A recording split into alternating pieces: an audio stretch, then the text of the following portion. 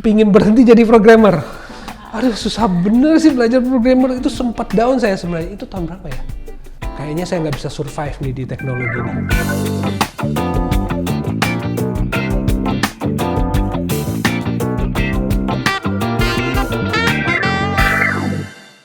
Halo Hoster People, selamat datang di Inspirative Corner. Pada episode perdana kali ini kita kedatangan tamu spesial nih, yaitu Pak Peter Kambey. Selamat datang Pak Peter, Halo berjumpa semuanya. di sini. Sebelum kita bertanya-tanya lebih lanjut dengan Pak Peter, mungkin Pak Peter bisa nih kenalan dulu sama teman-teman semua. Siapa sih Pak Peter dan apa sih pekerjaannya? I see. Halo semua teman-teman, nama saya Peter Kambey.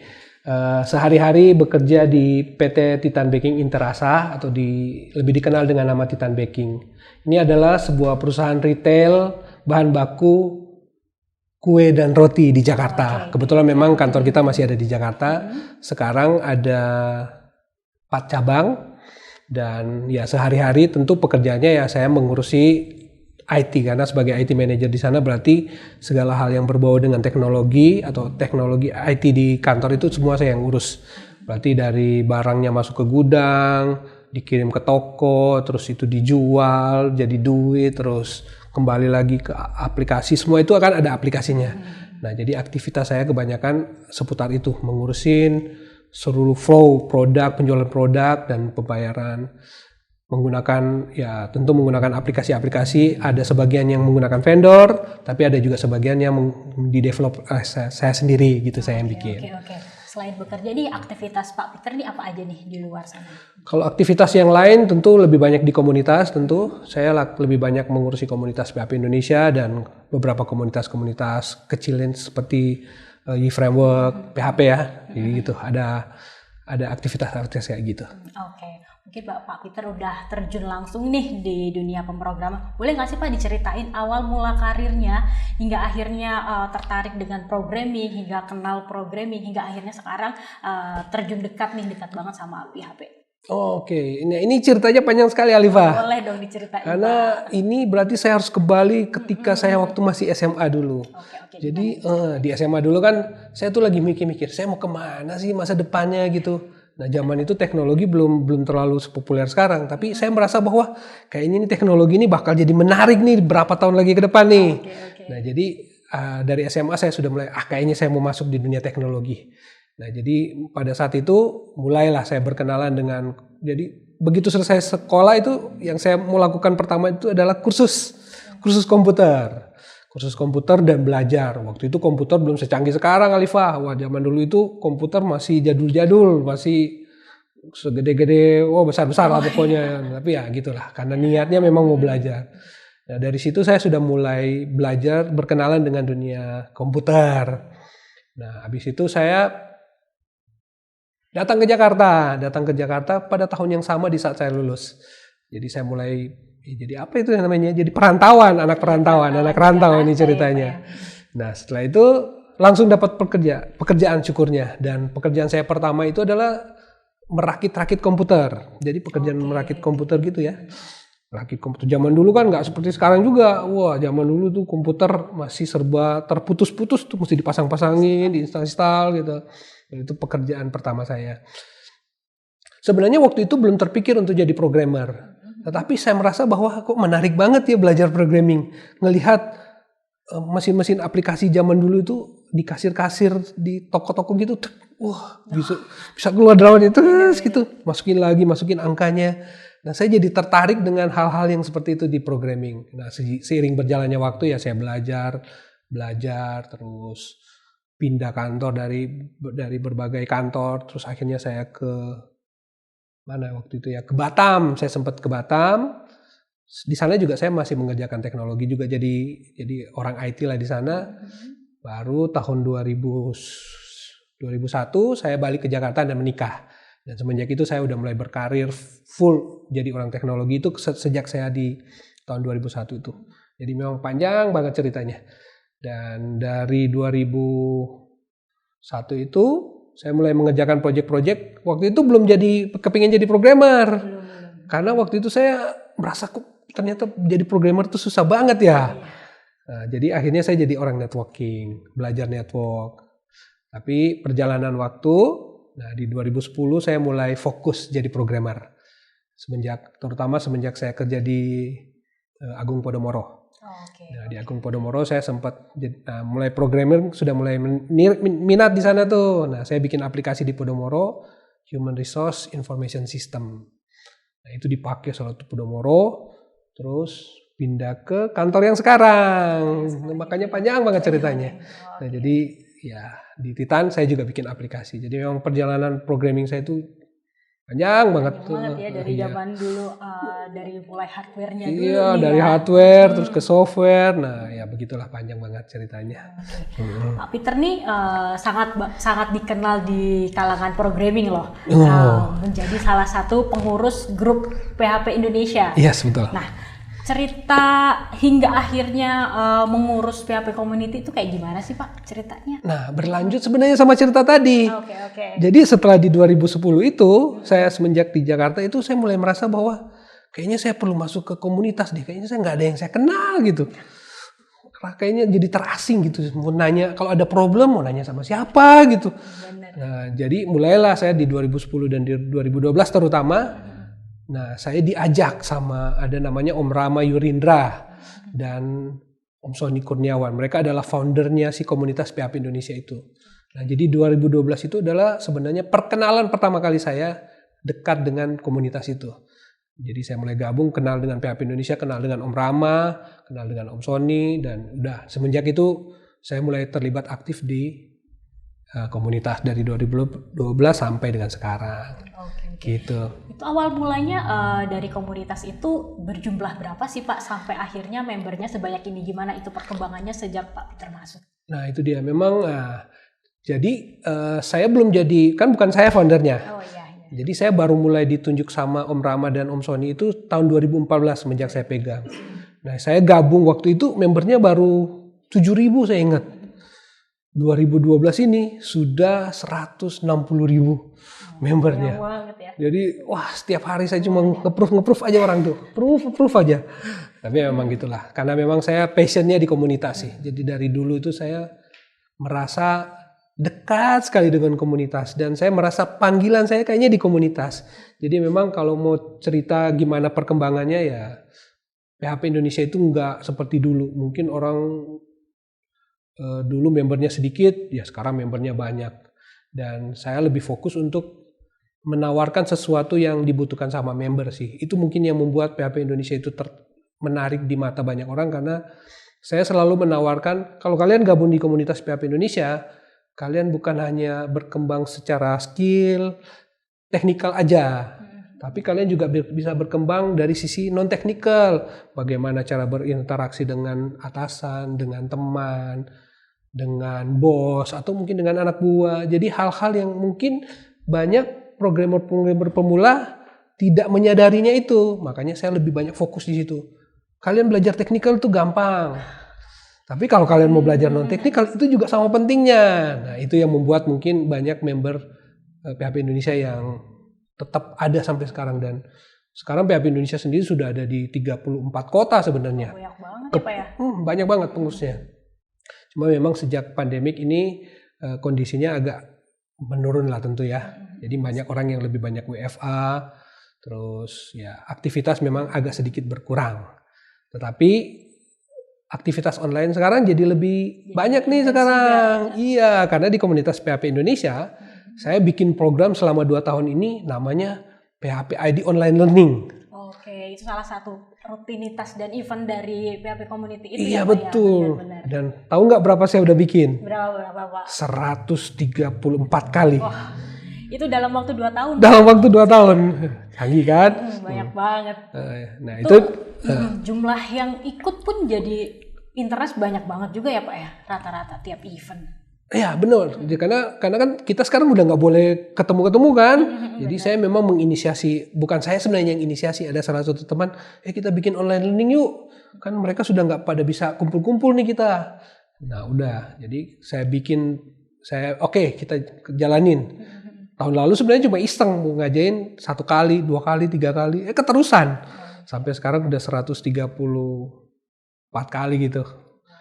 Nah, itu Mantap, dia. bener Memang mantap. memang ya ceritanya. Mm-mm. Oke. Oh ya Pak, dari pertama Bapak mulai Pak Peter masuk nih, apa sih kesan pertama ketika Pak Peter tuh terjun nih di dunia komunitas ini? Pertama kali kesannya apa sih Pak? Nah, saya sebenarnya pada waktu masuk ke komunitas itu juga saya nggak pernah tahu emang saya masuk ke komunitas apa gunanya sih sebenarnya.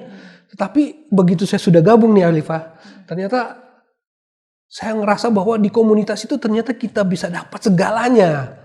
Dalam pengertian di komunitas itu kita bisa belajar loh. Jadi kalau misalnya nih saya programmer nih, bingung nih mau nanya apa ya, ini apa errornya. Kan mau nanya sama bos belum tentu mereka bisa kan. Iya benar. Nah, tapi kalau tanya sama komunitas, mereka akan lebih bersedia untuk membantu gitu. Jadi di komunitas itu kita bisa bertanya kalau kita ada problem, dan itu yang terjadi sekarang sih. Jadi banyak teman-teman yang kalau lagi mengalami kesulitan, mereka pasti akan nanya di komunitas, dan itu masih terjadi sampai sekarang. Gitu. Itu salah satu manfaat kalau mereka gabung di komunitas. Oke. Dari perjalanan karir Pak Peter nih, mulai dari mulai rakit komputer sampai akhirnya dia programming hingga menjadi aktivis PHP community sendiri, apa sih yang Bapak merasa membuat Bapak down? Pernah nggak sih Pak?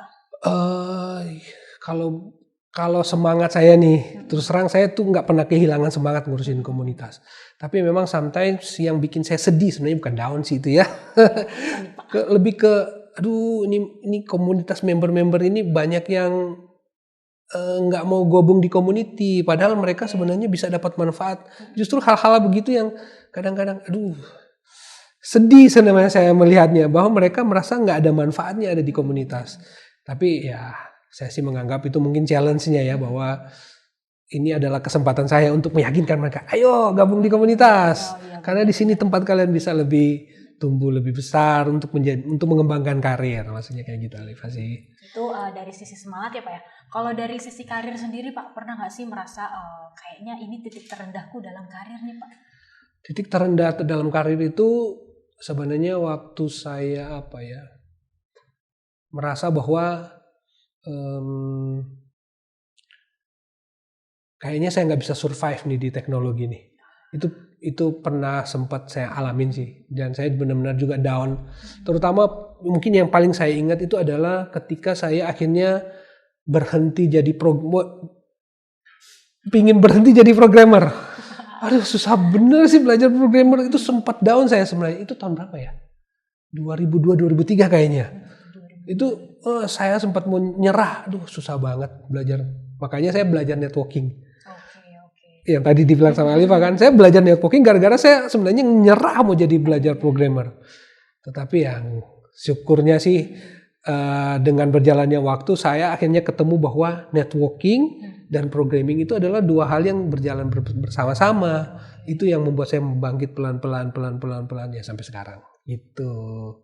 Oke, mantap banget ya. Keren banget nih ceritanya dari Pak Peter. Itu tadi cerita-cerita dari Pak Peter yang sangat menarik dan juga sangat menginspirasi. Nah, di sini aku mau ngumumin sesuatu nih, bahwa kehadiran Pak Peter di sini yaitu sebagai brand ambasadornya Niaga Hoster. Selamat ya Pak Peter ya. Mungkin boleh Pak kita cerita-cerita nih tentang awal mula Pak Peter kenal dengan Niaga Hoster hingga akhirnya menjadi brand ambasadornya Niaga Hoster itu gimana nih? Oke. Ini ceritanya menarik nih Alifah. Boleh Nah, jadi saya sudah mengenal Mas Ade. Mas Ade itu CEO-nya Niaga Hoster. Itu semenjak dari 2017, semenjak saya sudah mulai gabung di komunitas. Jadi Mas Ade itu ngajak saya untuk kita bikin event bareng antara komunitas PHP Indonesia dengan Niaga Hoster. Dan itu terlaksana di tahun 2017, terutama Devcation 1, 2, dan 3. Karena waktu itu saya yang jadi pematerinya, salah satu yang ngisi sih sebenarnya. Terus di tahun 2018 kalau nggak salah, kita juga bikin Indonesian Developer Summit. Waktu itu kita ngadain di Bandung. Nah dari situ kedekatan saya sama Mas Ade itu makin lama makin deket gitu dari 2018. Nah terus ketika ditawarin jadi BA-nya Niaga Hoster, kenapa itu ceritanya? Karena saya ngelihat tuh ternyata ada persamaan antara kepentingan komunitas dengan kepentingan industri itu sendiri. Ya, di komunitas kan kita memang pasti tujuannya selalu bagaimana caranya meningkatkan kualitas skill dari teman-teman member. Mereka kan pasti akan dekat dengan namanya hosting, mereka juga akan dekat dengan namanya aplikasi-aplikasi yang berhubungan dengan yang mereka mau develop. Nah, jadi kita selalu secara bersinergi itu akan saling membantu. Saya sebagai orang komunitas, industri yang punya kepentingannya juga kita akan bersinergi sama-sama. Nah, jadi ketika ditawarin sama Mas Ade untuk mau nggak jadi brand ambasadornya Niaga Hoster. Wah, saya bilang, oh ini boleh banget. Justru ini ngepas banget dengan apa yang sedang saya rencanakan di tahun 2021 ini. Mau tahu nggak ceritanya? Boleh. Apa nih plan setelah jadi brand ambassador? Apa nih plannya di 2021 ini, Pak Peter? Iya, jadi 2021 ini kan saya tiba-tiba jadi orang yang seneng online nih ceritanya. Bikin konten nih Alifa jadinya. Jadi bikin PHP-ID online learning yang saya sudah cerita tadi. Iya, betul.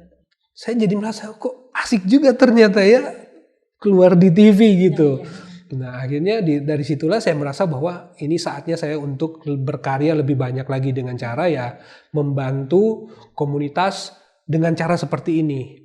Nah, selain ketika ditawarin jadi brand ambassador, itu kan saya juga mikir kayaknya sudah waktunya juga saya akan bikin channel baru nih. Pikir-pikir orang sudah ngomong nih, Om Peter bikin channel dong di YouTube gitu katanya. Wah, YouTuber dong saya katanya, saya bilang gitu. Ya, saya bilang, ya nggak apa-apa sih sebenarnya. Tapi saya pikir-pikir, ya kalau saya mau jadi YouTuber, konten apa yang saya mau deliver? Kan saya jadi mikir. Nah, kepikiran lah begitu ditawarin sama Mas Adi untuk jadi BA-nya Niaga Hoster, saya pikir ini jadi align. Makanya sekalian juga nih teman-teman, saya mau umumin bahwa saya sekarang sudah punya channel baru di YouTube. Yang saya kasih branding namanya Tekno Bareng Peter. Tekno Bareng Peter ini adalah sebuah channel yang saya bikin, yang saya dedikasikan untuk teman-teman bagaimana biar teman-teman bisa menjadi orang IT yang lebih baik. Dengan cara apa? Saya di channel ini adalah membantu teman dan membantu komunitas. Karena saya mungkin merasa di tahun-tahun yang sebelumnya kontribusi saya ke komunitas mungkin belum terlalu maksimal. Tetapi di tahun 2021 ini saya memutuskan untuk berkontribusi lebih maksimal untuk membantu teman dan membantu komunitas. Salah satu cara yang saya lakukan adalah bikin channel ini dan mengajak teman-teman saya nih, salah satunya Mas Ade, ayolah sebagai teman, ayo kita sama-sama besarin komunitas teknologi di Indonesia.